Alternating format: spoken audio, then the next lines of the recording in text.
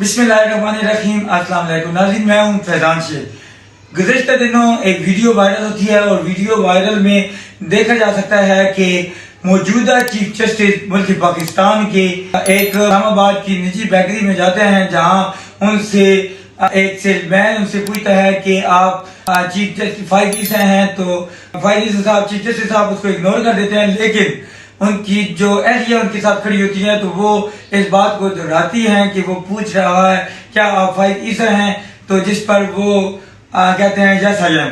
तो उस पर सेल्समैन उनको कहता है लानत हो। में कितने आते हैं? आप ईसा फाइज हैं? आप ईसा फाइज हैं? आप ईसा फाइज हैं? क्यों? कर पाते हैं, ऑर्डर नहीं करते? लानत हो आप, हाँ, लानत हो आप पे, लानत है आप। लानत हो आप पे, मैंने कहा।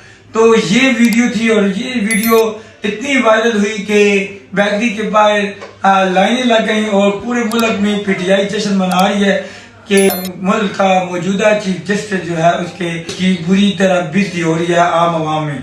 पहली बात तो यह है, इसको मैं बहुत सख्ती से मजम्मत करता हूँ कि ऐसे वाकयात नहीं होने चाहिए। हर किसी के फॉलोअर्स भी बहुत होते हैं, हर पार्टी के फॉलोअर्स भी हैं, चाहने वाले भी हैं, और किसी की भी ऐसी तरबियत नहीं होनी चाहिए कि वो न किसी भी मौजूदा इतने बड़े ओहदेदार के साथ इस तरह की बदसलूकी करे। नाज़रीन, अब आपको बताते हैं कि असल हकायक इस वाक़े के पीछे हैं क्या। ये वाक़या हमारी जो इतलात हैं 1 माह पहले का है, जब चीफ जस्टिस ऑफ पाकिस्तान ने एक फैसला दिया था खत्मी नबूवत के खिलाफ, जिस पर तमाम मजहबी जमातों ने एहतजाज किया था।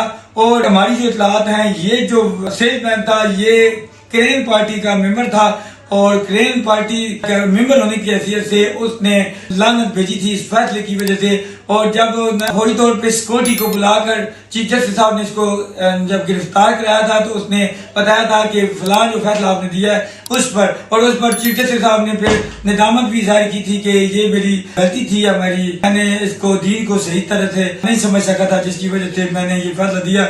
बहरहाल ये उसका फैसला था। उस वक्त उसको 3-4 दिन हिरासत में रखने के बाद पूछगछ करने के बाद छोड़ दिया गया था और उस वक्त उसने वीडियो लगा दी थी। लेकिन अभी किसी बड़े यूट्यूबर ने या सोशल मीडिया एक्टिविस्ट ने या पीटीआई के किसी अहम वर्कर के हाथ में चली गई ये वीडियो, जिसके बाद ये वीडियो वायरल हुई है। और दूसरी बात ये आपको बताते चले, कोई बेकरी को बैन नहीं किया गया।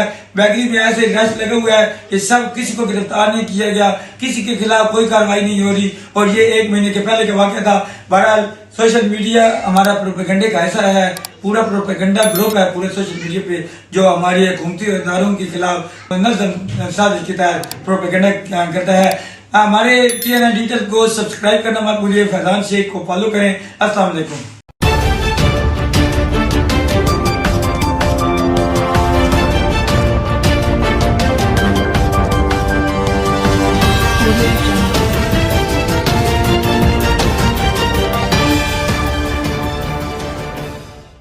TNN Digital